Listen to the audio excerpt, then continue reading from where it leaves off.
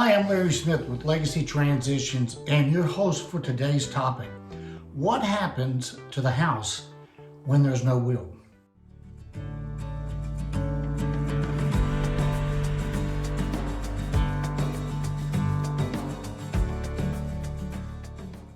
Before we jump into today's topic, be sure to hit the like and share buttons and click on the bell notifications.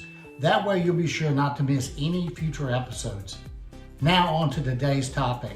What happens to the house when there's no will? First of all, I'd like to point out that this is a topic that comes up over and over again. The fact is now 54% of Americans will die this year. Those that die this year will have died without a will. An alarming statistic when it was so easy to get a will. But for those who do die intestacy without a will, Texas has a probate estate succession law. And here it goes. When a person dies without a will, intestate, the distribution of those assets, including the house, is typically determined by the laws of intestacy in the jurisdiction where the deceased resided. The exact rules can vary by location, but there are some general rules that apply. Number one, probate process. The estate usually goes through a legal process called probate, where the court oversees the distribution of assets. The court will appoint an administrator to manage the estate if there is no named executor in a will. Number two, distribution to the heirs. The intestacy laws will determine who the legal heirs are and what their share of each is entitled to. Typically, spouses, children, and other close relatives are considered heirs. The exact hierarchy in shares may vary by jurisdiction. Number three, sale of assets. In some cases, the house may need to be sold to distribute the assets among the heirs if there's no clear provisions or agreements in place. To date, I have not been worked in any probate case where the house wasn't sold. Number four, debts and expenses.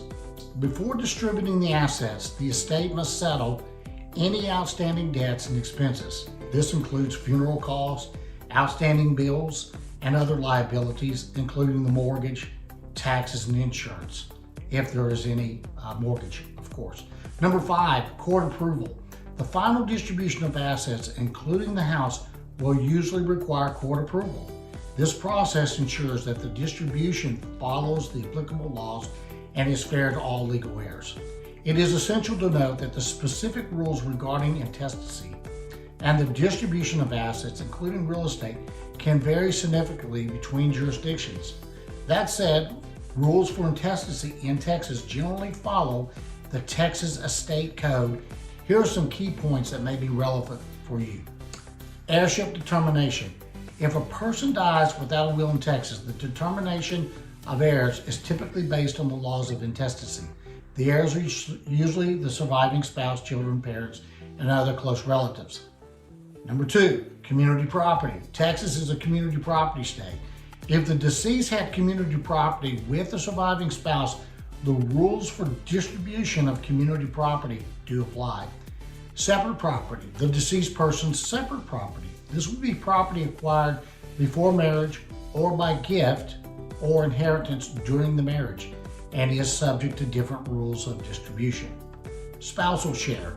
The surviving spouse may be entitled to a specific share of the deceased person's estate, which can depend on whether there are surviving children, parents, and/or relatives.